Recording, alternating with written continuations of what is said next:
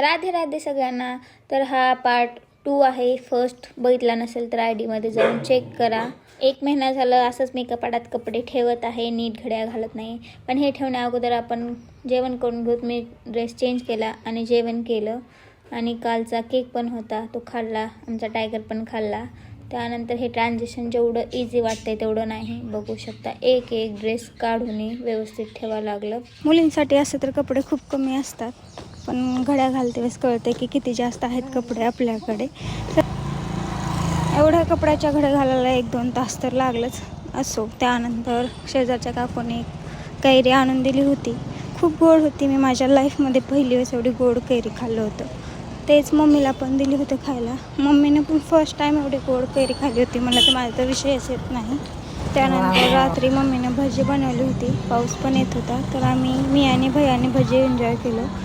तर भजी खाते वेळेस माझा आणि भैयाचा हा कंपल्सरी डायलॉग असतो, शिवाजी द बॉसमधला. ऐका.